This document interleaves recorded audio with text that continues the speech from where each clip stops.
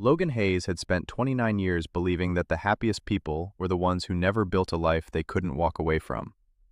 Marriage wasn't freedom, it was obligation.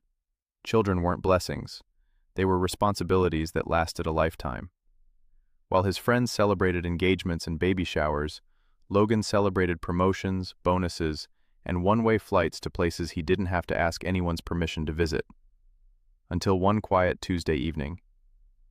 Natalie Brooks looked at him and said, "I'm pregnant." Logan stared at her.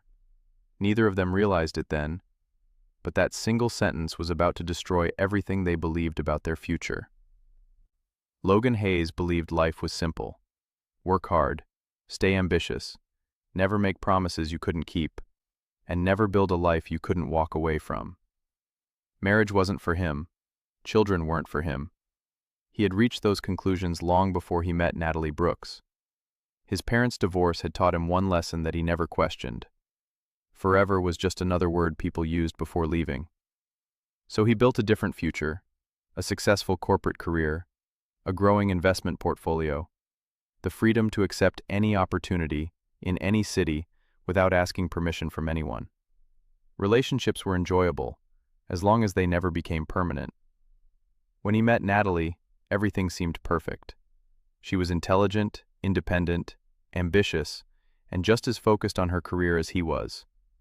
Neither of them talked about marriage. Neither of them talked about children. For 7 months, life remained exactly the way Logan liked it. Then one Tuesday evening, Natalie walked into his apartment carrying a pregnancy test. Her hands were trembling. "So," Logan looked at the test. "It's positive?" Natalie nodded. "I went to my doctor this morning." Neither of them spoke. Natalie was terrified. She hadn't planned this. Her promotion review was only months away. She had been looking at apartments just a few weeks earlier. Motherhood wasn't part of her plans. Not now. Maybe not for years. "I don't know what we're going to do," she admitted quietly. "I've barely slept." For a brief moment, Logan thought they were feeling the same thing. Then fear took over. He stood up and began pacing across the room. "How did this even happen?" Natalie frowned. "What? We were careful." So?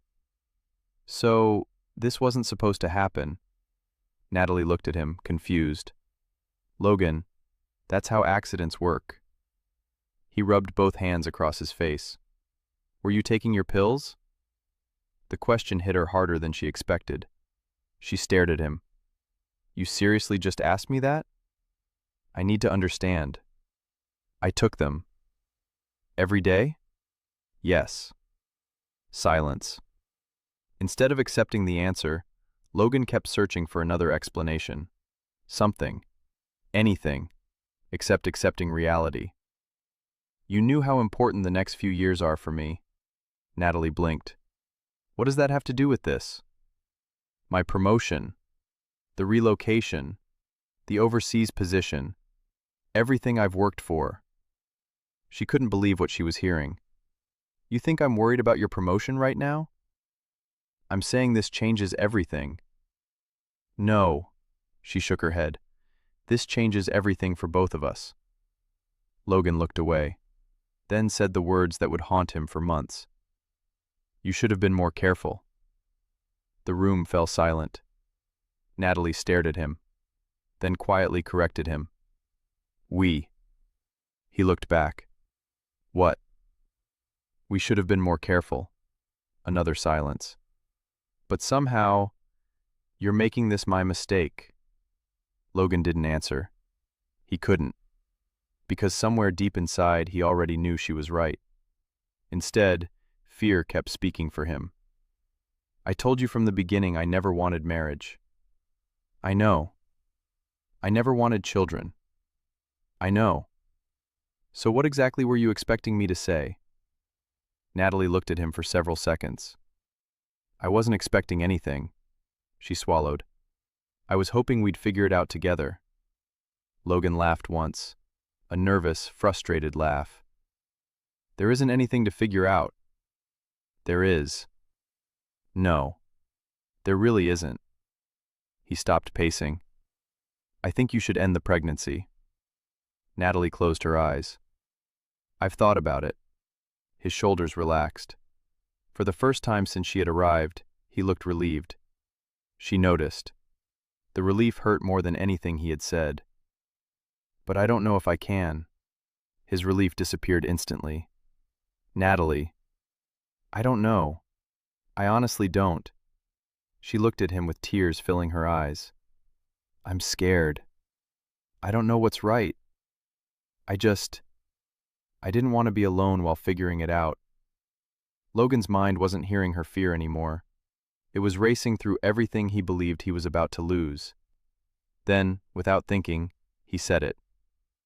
You knew exactly what kind of future I wanted. She looked at him in disbelief. What are you saying? I'm saying, he hesitated, this changes everything. No, Logan. Her voice became firmer. What you're really saying is that I just ruined your future. He stayed silent. That silence became his answer. Natalie slowly nodded. I understand now. She picked up the pregnancy test from the coffee table. I've spent 3 days wondering how we were going to get through this. She looked directly into his eyes. You spent the last 20 minutes trying to figure out how to get away from it. She walked toward the door and opened it. You should leave. Natalie. No. Her voice remained calm. I don't need answers tonight. I've already heard enough. Logan stood there for a few moments. He wanted to say something. Anything. Instead, he grabbed his keys, walked past her, and left. Natalie watched him disappear down the hallway. She wasn't crying because she was pregnant. She wasn't crying because she was frightened. She was crying because, in the moment she needed him most, the man she loved had run. 2 days later, Natalie sat alone in a hospital waiting room. She had made an appointment. She told herself it was the practical decision. The same word Logan had used. Practical. A nurse smiled warmly as she walked by. We'll call your name shortly.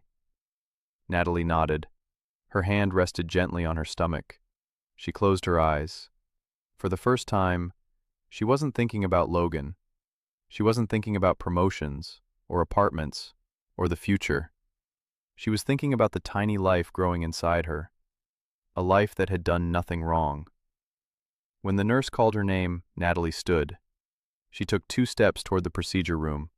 Stopped. Tears filled her eyes. A minute later, she quietly walked back to the reception desk. I'm sorry, she whispered. I can't do it. That evening, she called Logan. I'm keeping the baby. The line remained silent. Then she continued. I'm not asking you to stay. I'm not asking you to marry me. I'll have a lawyer prepare an agreement. You'll have no legal rights, no legal responsibilities, no financial obligations. And one day, if you suddenly decide you want to be a father, you won't be able to come back. Logan quietly offered to pay her medical expenses. She refused. If I raise this child, it'll be because I chose to. The call ended. A week later, Logan accepted a promotion in another city. As he drove away, he believed he had escaped the biggest mistake of his life. He had no idea.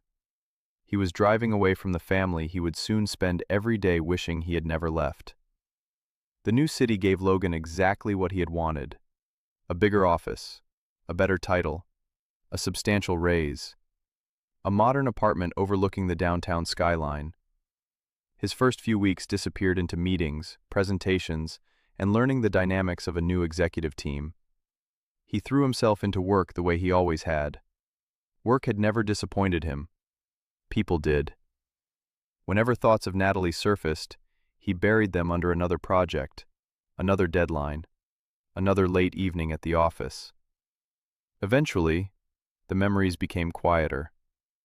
3 months passed. Life settled into a familiar rhythm. His coworkers liked him.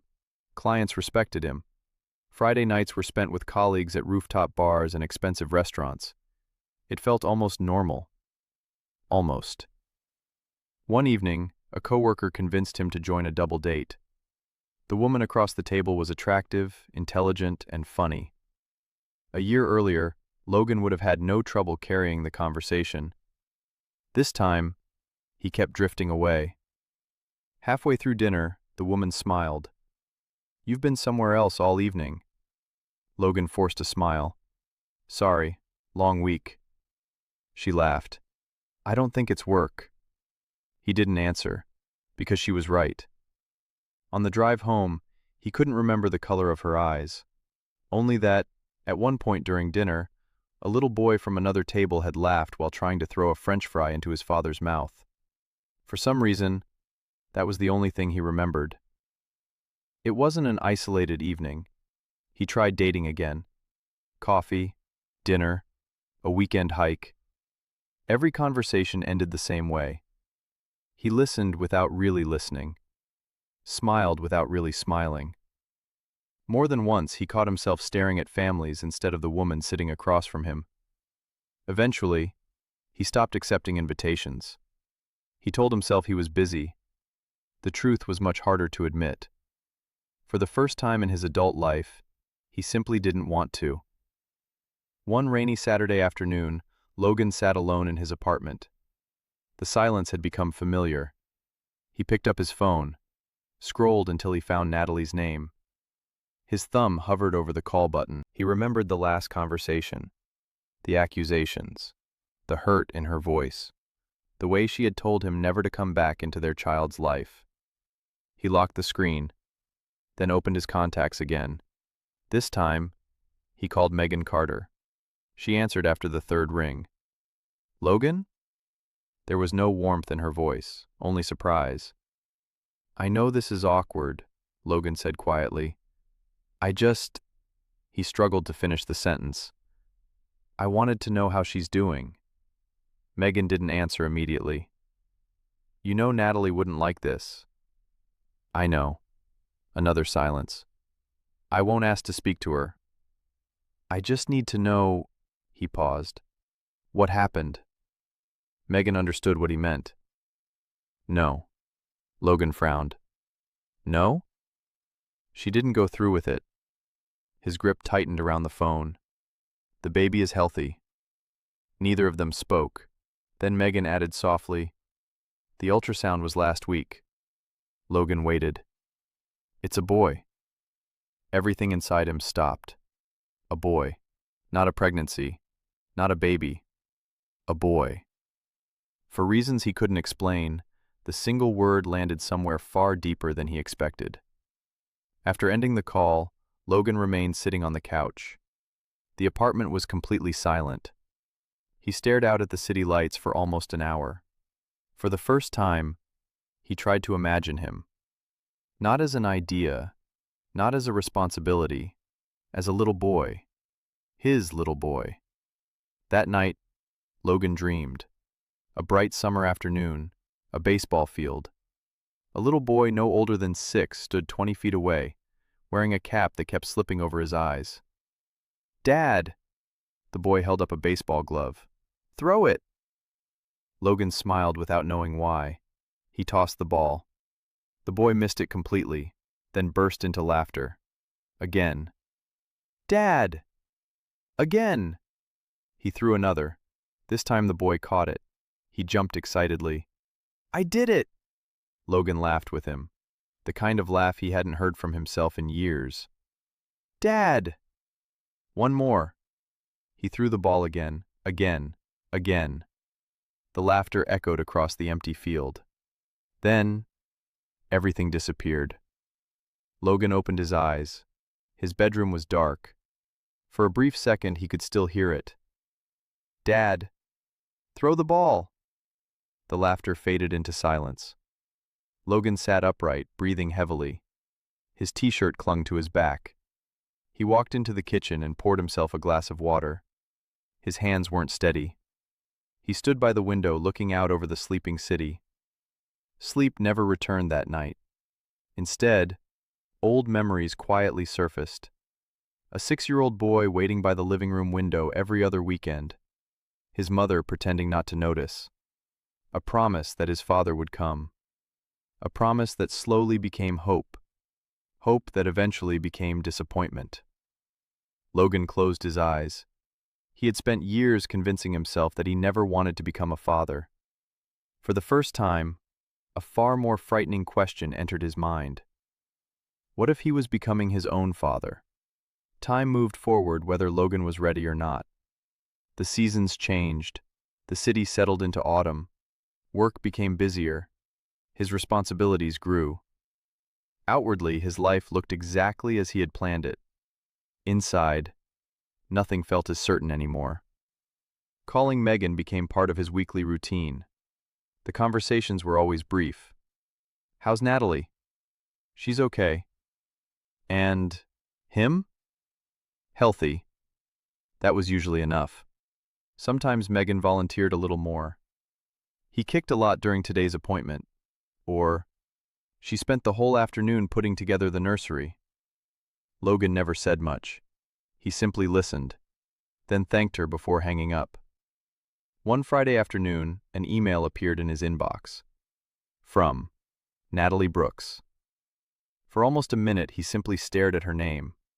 Finally, he opened it. "Logan, the attorney has prepared the agreement we discussed. I've attached the draft. Since my due date is approaching, it would be easier if we could complete everything before the delivery. Whenever it's convenient for you, let me know a date and I'll ask the attorney to schedule the signing. I wish you all the best. Natalie." There was nothing emotional about the email. No anger, no blame, no accusation. Just two strangers finishing unfinished business. Somehow, that hurt more than if she had yelled at him. He opened the attachment. Page after page of legal language. Termination of parental rights. No custody. No financial responsibility. No future claims. One signature. That was all it required.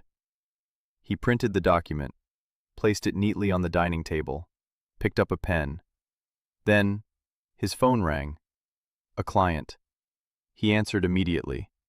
By the time the meeting ended, the agreement was still lying exactly where he had left it. He looked at it. "I'll do it tomorrow." Tomorrow became next week, then the week after.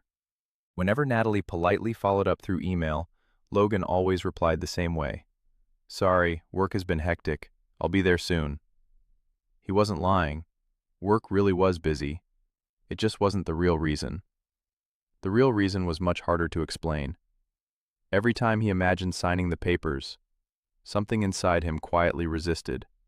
One evening, Megan called. "I thought you'd want to know." Logan immediately stood from his chair. "Is everything all right?" "Everything's fine," she laughed softly. "You worry more than you admit." He didn't deny it. "The nursery is finished." He smiled without realizing it. "She painted one wall light blue." Another pause. "And she finally bought a little baseball set." Logan frowned. "A baseball set?" "My brother gave it as a gift," Megan laughed. "Says every little boy deserves his first glove." After the call ended, Logan sat quietly for a long time. He couldn't explain why that small detail stayed with him. A tiny baseball glove, waiting in a nursery, waiting for a little boy who hadn't even been born yet. That night, sleep came slowly. When it finally did, so did another memory. Not of his son, of himself. 6 years old, standing by the front window, his baseball glove hanging loosely from one hand. His father had promised to take him to the park that afternoon. Every car that slowed outside the house made his heart race. Every car drove away. He remembered asking his mother, "Maybe he just got lost?" She had smiled, the kind of smile adults wear when they're trying not to cry. The memory faded. Another image quietly replaced it. A little boy, standing alone beside an empty baseball field, looking toward the parking lot, waiting. Logan opened his eyes. His heart was pounding. He walked into the kitchen and poured himself a glass of water. The apartment was completely silent. His eyes drifted toward the agreement still resting on the dining table. He walked over, picked it up, read the final page again. His name waited beneath the signature line.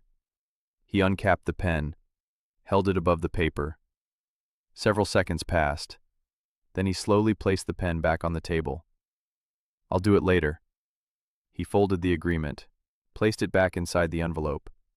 Not because he had changed his mind, not because he knew what he wanted, but because, for reasons he still couldn't understand, he simply wasn't ready to let go. Outside, life continued as though nothing had changed. Inside, Logan could feel the certainty that had defined his entire life quietly slipping away. He just wasn't ready to admit it. By the 8th month, Natalie's world had become very small. The apartment, the doctor's office, short walks when she had enough energy, and the little nursery waiting for a boy she hadn't even met yet. Some days she felt strong. Other days, simply getting out of bed felt like an achievement. Her mother, Diane, had quietly moved in weeks earlier. She cooked, cleaned, drove Natalie to every appointment, never once complained. Whenever Natalie apologized, Diane smiled. "One day you'll do the same for him." Natalie would place a hand on her stomach and smile. Those moments made everything feel worthwhile. But they never lasted very long. Pregnancy had a strange way of changing emotions. Some mornings Natalie laughed at nothing. Other mornings she cried while folding tiny baby clothes. One afternoon she found herself sitting in the nursery holding a little blue blanket. She wasn't crying because she regretted keeping her son. She was crying because, for just a moment, she wished she didn't have to do it alone. Then the baby kicked. Natalie laughed through her tears. "There you are." She gently rubbed her stomach. "I know. It's okay. It's just us." A few days later, Megan stopped by after work. The conversation wandered from baby clothes to hospital bags until Megan casually said, "Logan called again." Natalie's smile disappeared. "What?" "He wanted to know how you were." Anger flashed across her face. "After 8 months? What does he want now?" "I don't know. He just asked if you were okay." Natalie let out a bitter laugh. "Now he remembers I exist?" Diane quietly reached across the table. "Natalie." But Natalie wasn't listening anymore. "If he wanted to know how I was, he should have asked 8 months ago." The room fell silent. No one argued with her. No one could. Across the country, Logan stared at his computer screen. His work was no longer the problem. His mind was. Every meeting ended with the same thoughts. Every quiet evening ended with the same silence. He finally opened the company's leave request portal. 1 month. Reason: personal. He clicked submit. The approval arrived before lunch. 3 days later, he packed a small suitcase and drove back to the city he had once been so eager to leave. Natalie opened the apartment door. For a moment, neither of them spoke. She hadn't expected to ever see him again. Logan hadn't imagined she would look so tired. Not weak, just exhausted. She rested one hand beneath her stomach without even realizing it. "What are you doing here?" Logan held the large envelope awkwardly in one hand. I wanted to see how you were." Her eyes dropped to the envelope. "The agreement." She looked back at him. "You finally came to sign." Logan lowered his eyes. After several seconds, he quietly said, "I couldn't." Natalie misunderstood immediately. Another excuse, another delay, another decision made on his schedule. A sad smile crossed her face. "Of course." She stepped aside just enough for him to see the nursery behind her. A crib, a rocking chair, boxes of diapers, tiny clothes neatly folded. Everything had been built without him. She looked back at Logan. "Do you know what all this is?" He remained silent. "It's 8 months. 8 months of doctor's appointments. 8 months of wondering if my son was okay. 8 months of learning how to be a parent." She looked directly into his eyes. "Without you." Logan opened his mouth, closed it again. "I just wanted to know if you needed anything." Natalie laughed through tears. "Needed anything?" She shook her head. "I needed you 8 months ago." Another silence. "Now?" She gently rested both hands over her stomach. "I have him. I don't need you." The words hurt her as much as they hurt him. She pointed toward the hallway. "Go." Go live the life you wanted. Stop trying to step back into mine." Logan stood there for several seconds, then quietly nodded. "I'm sorry." It was the first apology Natalie had ever heard from him. She looked away. He walked out. Neither of them noticed the tears in the other's eyes. Diane caught up with him outside the apartment building. "I'm sorry." Logan shook his head. "You don't need to apologize." Diane looked toward the apartment window. "She's frightened. She's exhausted. And she's carrying a lot more than a baby." Logan nodded. "I know." Diane smiled sadly. "Do you?" He didn't answer, because he wasn't sure he did. That night, Logan sat alone in a small hotel room. The agreement rested on the bed beside him. He opened the envelope, read every page one last time. The signature line waited at the bottom. His name. One signature. That was all it would take. He picked up a pen, held it over the paper. Several long seconds passed. Then he slowly lowered the pen. His hands began to shake. "I can't," he whispered. Not to Natalie, not to anyone, to himself. He folded the agreement carefully, looked at it one final time. Then, with trembling hands, he tore it in half. Then again, and again. The pieces slipped through his fingers into the trash. Logan leaned back in the chair and covered his face with both hands. For months he had believed the agreement represented freedom. Now, it felt like abandoning his son. He still didn't know what came next. He had no plan. No idea whether Natalie would ever forgive him. No idea whether she would ever allow him into his son's life. But one thing had become painfully clear. He would never sign away his son. Whatever happened next, he would face it. He just didn't know how. The message arrived just after sunrise. "Natalie's in labor. If you're coming, come now." It was from Megan. Logan stared at the screen for barely a second before grabbing his keys. He didn't reply. He simply ran. By the time he reached the hospital, Natalie had already been wheeled outside the labor room. Diane stood beside her, gently holding her shoulder. Megan noticed Logan first and quietly stepped aside. Natalie slowly turned her head. The moment she saw him, something inside her relaxed. Not because everything had been forgiven, but because she suddenly wasn't alone anymore. Logan walked toward the bed. He stopped beside her. For a moment, he simply looked at her. She looked exhausted, scared, far more frightened than she had allowed anyone to see. Slowly, he reached for her hand. Natalie held it immediately. Her fingers tightened around his. She tried to say something. Another contraction stole the words away. Logan gently brushed a loose strand of hair away from her face. "I'm here." His voice was calm. "You're not alone." He smiled reassuringly. "Everything's going to be all right."